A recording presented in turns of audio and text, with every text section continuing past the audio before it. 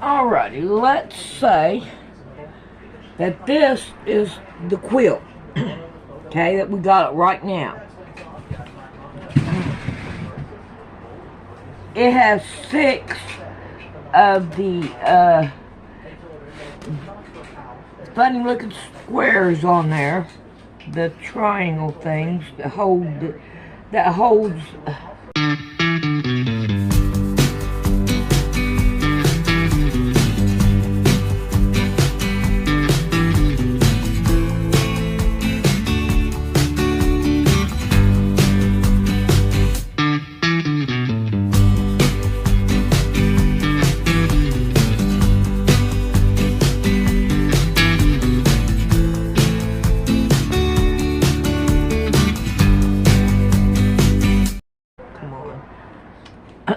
Holds these right here.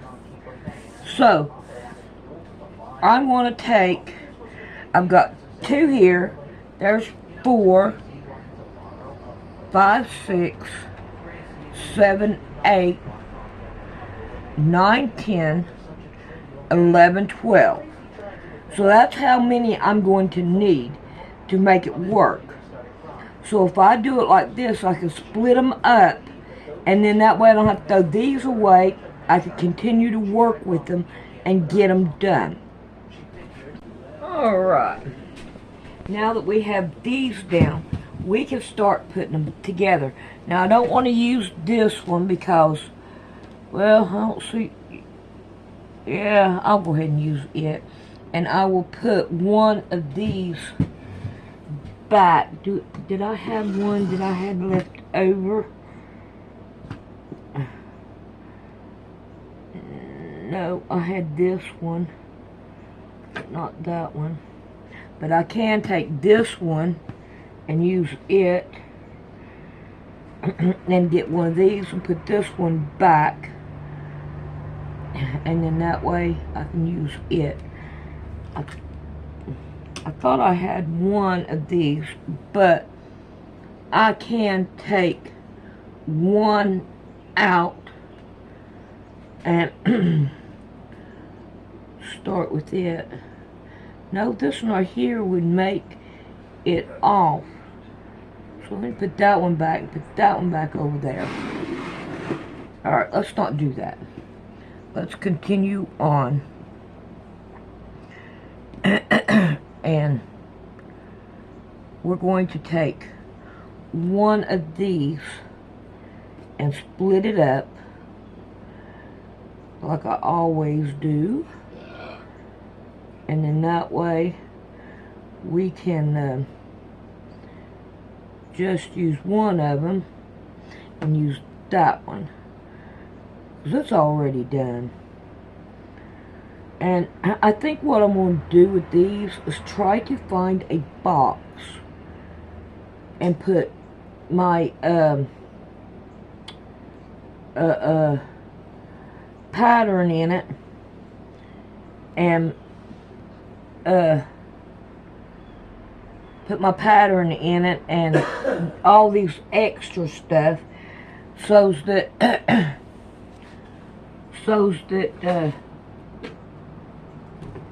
I can have it with my next quilt and probably make it the same, you know, scrappy looking. So now let me see what I can do. These are here, all of these sides I have to take and cut it off because the tip is messed up on them. But however, I think what I'm going to do is try to put all my pins in here so I'll have this empty. These has got threads on them, and I was like, well, there ain't no need in de-threading it for a needle. Why don't I just go ahead and find a needle, and that way I could continue on and keep this thread and make it work. Now what I was saying on that one video is that they are saying that, I think it, what place is it, Rick? Chimney Rock. Chimney Rock. Yeah. There's people in their houses with their relatives that are gone. And they are not getting any body bags. They're not coming and getting them. They're planning on just bulldozing everything down. I don't know what's true or what ain't true. But if that's the case, and the government is doing this to them,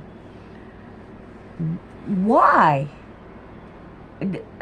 Is it that bad now that we are against our government and their government's against us? I mean, it's kind of like, alright, this one right here has this color. I'm just going to leave it. I'm not going to worry about it. But I do want to try to keep this one going the right way. I don't know. It's kind of weird the way that everything is going.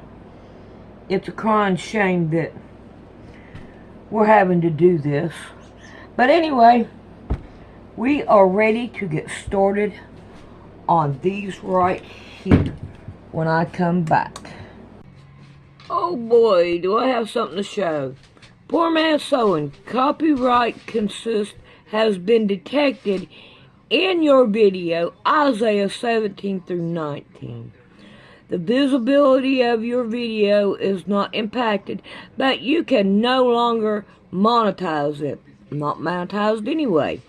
The copyright owner is now either monetizing it or receiving analysis about it.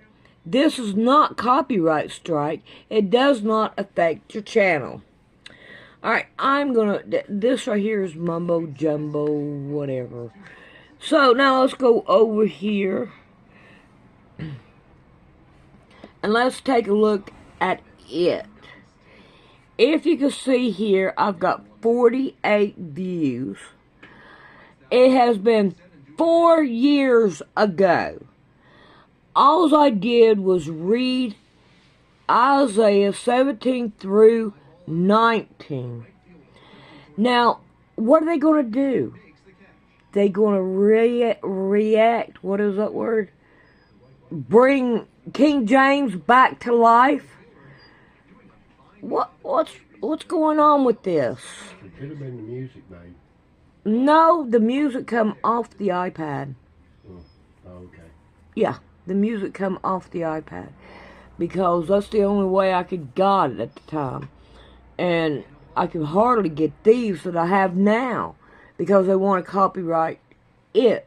That's the reason why I switched on what I was doing. Alright, let's get sewing. But if demons open them up, that's a whole different deal. And so we had her renounce all of the quite impressive powers that she had, because she had gotten them from the dark side. And I remember when she had been astral projecting in to see her daughter, who went to kids prison for attempted murder. But she was talking to her and actually witnessing to her, but she didn't want to give up the power of astral projection. And I remember one time, Tony, I said, you need to renounce this. She said, do I have to give up all my powers? And I said, you need to give up all your spiritual powers that you got from satanic ritual. And then ask God, if you want me to do something empowered by the light of Christ and of truth, then you give me back a good gift, but not a perverted one. And she was crying. She said, well, Dad, if I give up all my powers, will I be as powerless as you are? And I said, DJ, I don't want you to be powerless, but I'll tell you what, I have to use keys to get into doors. And if I want to get something off the table, I have to walk over, pick it up, instead of just fetching it through the air, which she could do. She could just look at something and it would come into her hand. She had all kinds of spirituality. But I said, but I don't get raped by demons at night. I don't get choked out. I don't get taken hostage and my spirit man taken into rituals. And this probably redlines some people's tack, but there's all kinds of things that happen on the astral plane. And they're every bit as real as anything that would happen on the temporal plane, more real in certain senses. But anyway, so we had months of extreme learning, and God was gracious, and I'm forever thankful for that. But remember, Anton always said, "You'll see on Halloween Eve." So we'll cut to the chase, and I'll end with this. On Halloween Eve, we knew that this is the big showdown. This is it's really the culmination of decades preparing who he called Ray LeVay, preparing her for the Bride of Satan ceremony. Decades he had invested into it. So he was PO'd. There's no doubt about that. But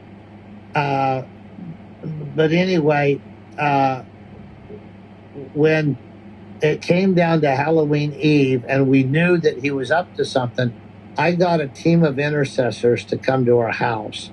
And I told them, we know when they'll be doing the rituals. And so we want you to all show up between 9 and 10. We'll show up and then we'll pray up to midnight and then expect all hell to break loose, because this is the grand finale. This is the showdown. And we didn't know what would happen.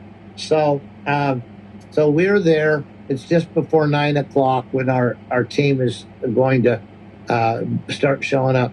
And DJ, she came down stairs. We lived in a big Victorian. She said, "Hi, Dad." She said, it might be a rough night, so I'm going to get a cup of coffee. And I said, "What?" She said, "I'm going to walk down to 7-Eleven and get a cup of coffee. I'll be right back, but it'll probably be a long night, so I just want to stretch my legs, get a cup of coffee." I said, "DJ, you are not going anywhere. It's 9 o'clock on Halloween Eve. You know that the Church of Satan is looking for you, and they're going to try to kidnap you and get you to the ritual." And she said, "Oh, Dad, you worry too much." And I said, "Let me look at your eyes." I took her face in my hands and stared into her eyes, because oftentimes you can see the activity of evil spirits, but I didn't notice anything. She said, "Oh, Dad, I love you. You worry too much. God always protects us."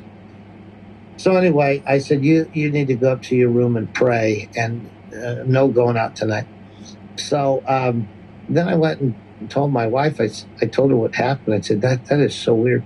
She said, "Well, it couldn't have been her. She knows better than that." I said, "Well, I looked into her eyes and I didn't notice anything. She seemed loving."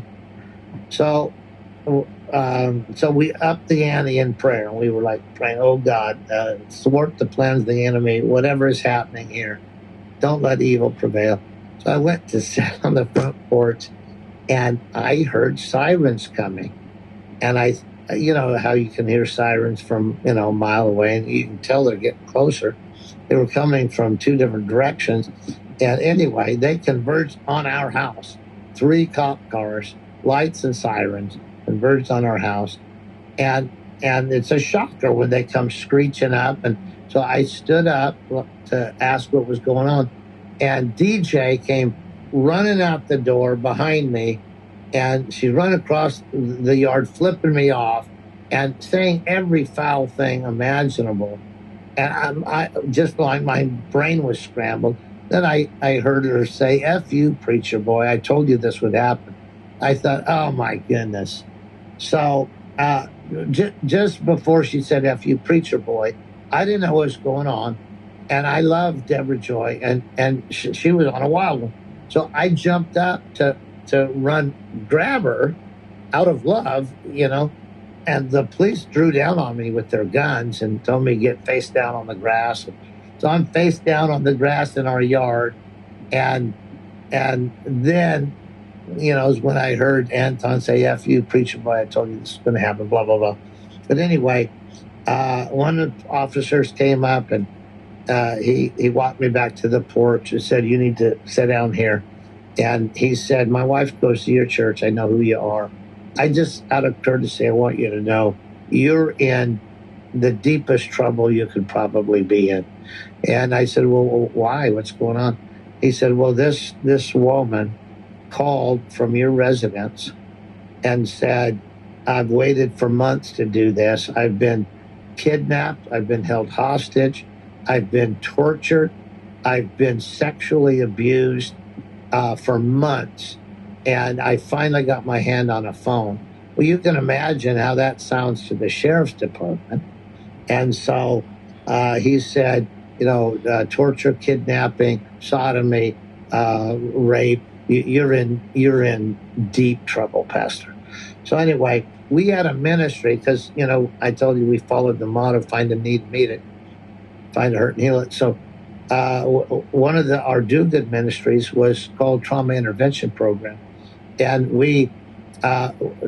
What it was is every time there's a 911 call, we dispatch somebody to be there just to help in practical ways that are the cracks between the first care providers and the sheriff's department. Just we're there just to help in things that other people don't want to do. So Lou Benninger, the guy that I first met that I made the deal to come down there, he headed up the trauma intervention program. So as soon as the squad cars got the call, he heard the message that we're dispatching the police cars to Pastor Dave Bryan's house and the address. So he headed over there. So now they have her in the car. I'm on the porch. They're telling me that they're going to arrest me. I'm thinking, Jesus, please don't let it end this way. And Lou comes up. He's got his trauma intervention badge on, and he says, "Hey, I heard the call. Can I talk to the pastor?" "Yeah." So he walks over. He said, "What in the world's going on?" And I told him, and he said, "Wow, what are we going to do about that?" I said, "Well, Lou, see if you can get Cheryl's phone into a DJ's coat pocket." It was October. It was cool. She had a coat on. I said, "Remember, when you get in the back of the squad car, she'll try to kill you because it's not DJ. It's Anton LaVey in her body. And so don't expect her to be the kind, loving person that you're accustomed to." So he got back there. Of course, she had a little body. Thank God. So Anton couldn't do much through her little body, but he was cussing at Lou and trying to claw him in the eyes and stuff. But Lou got the phone into the coat pocket. Then he got out and he told the police officers, "Well, you got a wild one back there tonight." And he said, "Do you know who that is?" And they said, "Well, she told us her name, Ray. And he said, "Well," he said, "she goes by a lot of names." He said, "She has a lifelong mental health history." They said, "She does?" He said, "Oh, yeah." He said, "I was just thinking, if I were you, I would not arrest that pastor." They said, "Why not?" And he said, "Because that pastor has been in this area for many years. He's known for helping deeply troubled people. That's why she was at his house." And he said, "There's only one of two options. Either the crazy lady that has a frequent flyer pass at mental health, either she's telling the truth and this man has been raping her and torturing her, or this man has been doing what he's done in this community for many years. He's trying to help a deeply troubled person." And he said, "That's what I'm betting on." He said, "Pastor Dave has a great reputation. Everybody knows he helps troubled people. She has the worst reputation you can get.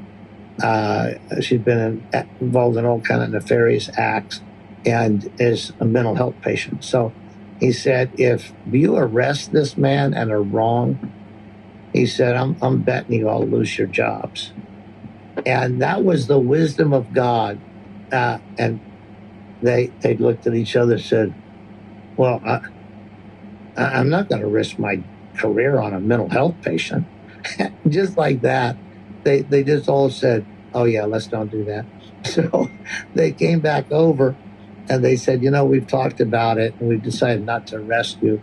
So we're going to release you on your own recognizance. But the stipulations are you not try to contact her in any way, not try to follow us in any way.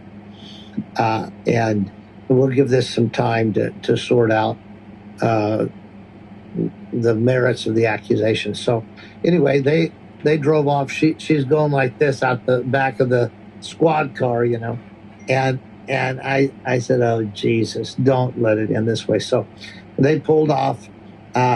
Lou said, I got the phone in her coat pocket. What are we going to do? And I said, well, Anton at this point has been out of his physical body for nearly an hour. And by the way, you can't stay indefinitely on the astral plane. Your silver cord deteriorates, and if it ever breaks, you're dead. So anyway, of course, Anton, because he was a world expert and pioneered the remote viewing, he could stay out a lot longer than most. But I thought he might have anticipated problems, and the Satanic Ranch was about 45 minutes drive. I said to him, I bet he's staging somewhere here. And my guess would be a place that we called Hell Motel, because it was frequented by warlocks and druids and witches. So I said, you and Cheryl, this to Lou Benjor, I said, you and Cheryl go to Hell Motel. I'm going to strap up guns and extra magazines, and I'm going up to the Satanic Ranch. And today, either I'm going to come back with Deborah Joy, or I'm going to die trying. But I am not going to let them sacrifice her to Lucifer. So I headed up, to do it John Wayne fashion. But of course, I was praying and asking God for intervention. They headed over to Hell Motel, and I was just leaving the valley to go up to the foothills, and they said Deborah Joy just got out of the squad car, and she went into Hell Motel. So I immediately I turned around and I called that phone in her pocket, and Anton's voice. He picked up the phone. He said, "Very clever, preacher boy." He said, "Unfortunately, it didn't work. You're too late. We have Ray, and we will drink her blood tonight in a sacrifice to Lucifer." And he said, "It's your fault, preacher boy, because you're the one who kidnapped her and separated her from me and from our whole life's work. And so her blood's on your hands." And then I know he went fully demonic, which was not a far walk for Anton LaVey, but he began to just say vile things about Jesus Christ, not by name, but the pathetic weakling, just vile things that I would never repeat. And when he did that, I heard the voice of the Holy Spirit say, as clear as I'm talking to you, Tony, cut his silver cord. And Anton hung up the phone. I called Lou and Cheryl, and I said, God just spoke to me. We all need to pray for his silver cord to be cut. And then I immediately called, I was on my way driving there, but I immediately called the head of our intercessors group. There were about 9 people at our house. And I said, I want you to all join hands, and I want you to pray one thing, that Anton's silver cord would be cut. That's all I want you to pray. And they said, I remember Jill said, if that happens, he's dead, right? And I said, yeah. But if that doesn't happen, Ray's dead. And so God told me to pray to cut his silver cord. So that's what was happening. By that time, I had gotten to Hell Motel. I just pulled up, stopped in the middle of the road, and opened the car doors. I was standing in the road praying for his silver cord to be cut. And DJ came busting out the front door. She saw me. She said, Daddy, help me. She ran over and jumped in the car, and we headed home. And, of course, Lou and Cheryl saw that happen, so they followed us. And on the way home, I said, what happened? She said, well, Anton took me over. She said, I don't remember anything.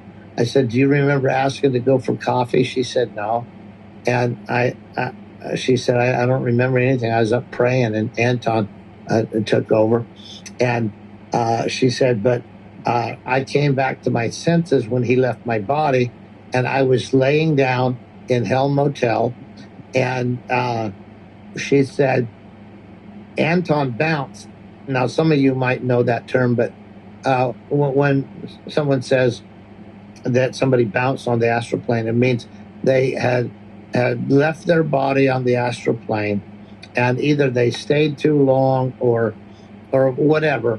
They try to get back into their body, and the silver cord is no longer intact, and they can't get back in their body. That door is shut. And so they just bounce off of it. They can't enter it. She said, Anton bounced, and the whole coven gathered around and were praying to Lucifer to somehow help. And they were making promises. We'll offer so much blood sacrifice. We'll do anything. Just somehow help us save the Black Pope. And so she said, when I came to my senses and saw what was happening, they were all so concerned, gathered around Anton. I just jumped up and ran out the door. She said, I ran down the steps as fast as I could. And when I came out the front door of the apartment complex, you were standing in the road. So I said, so Anton's dead. She said, he's dead. And so by that time, we had made it back to our home where the prayer group was. And we went inside, and Deborah Joy told what had happened, what I just recounted to you. And of course, we were ecstatic that God had miraculously saved her. And we were all gathered around her. And suddenly her eyes turned serpentine. They're up and down instead of sideways. And they turned bright red. And I don't know if you've seen a picture of a snake with red eyes, but that's exactly what happened to her eyes. And it was just freaky, and obviously demonic. And I said, "Who are you?" And the spirit said, "I'm Leviathan, the power spirit of Anton LaVey, and you are a murderer. You've killed the Black Pope." And that was our second confirmation, what Deborah said, and then now this spirit said that. And I said, well, why have you come to bother Deborah Joy? And the spirit said, she is the direct lineage of the Black Pope, and I have a right to her. And remember, I told you we had legally changed her name and adopted her. And I said, no. I said, by all the records in heaven and on earth, she has no connection to Anton LaVey. She's our daughter, and she's a daughter of the Most High God through faith in Christ. And you have no legal right to her. I said, you would have a legal right to Zena, to Carla, or to Xerxes, but not to Deborah Joy. She's not part of the family. And it was honestly a shock to me, because I knew that was a very powerful spirit, and it just instantly left. And we thought, wow, that was easier than we expected. But I know it's based on the truth that it did not have legal right to her anymore, and was trying to usurp that authority. But anyway, it left, and we kind of looked at each other like, wow, that was intense. And then another voice came through her, and it was a woman's voice. And these happened just in rapid succession. And the woman's voice said, I hate you, I hate you, I hate you, you murderer, you killed my father. And so I knew that narrowed it down to two people that were there that night, Zena and Carla LaVey. And so I said, are you Zena or are you Carla? And she said, I'm Zena. And I said, okay, Zena. We did cut your father's silver cord because he was up to evil and he was on the astral plane. And I said, right now, you are up to evil on the astral plane. And if you don't return to your body, we'll cut your silver cord. And she said, "Don't do that." And she was instantly gone. We looked at each other like, wow, how surreal is that? And so I said, well, I think we're going to hear tomorrow that Anton LaVey is dead. We've heard it through Deborah Joy. I heard it through the Holy Spirit to do it. We heard it through Deborah Joy that it was done. We heard it through Leviathan that it was done. We heard it through Zena that it was done. So the rest of that night, Tony, we just worshiped the Lord. We all hugged Deborah Joy. We thanked God. We sang praises to God. It was really awesome. And then it was the next day that we heard on the news that Anton LaVey had died. And so anyway, it's quite a remarkable story. It happened to us years ago. And for some reason, the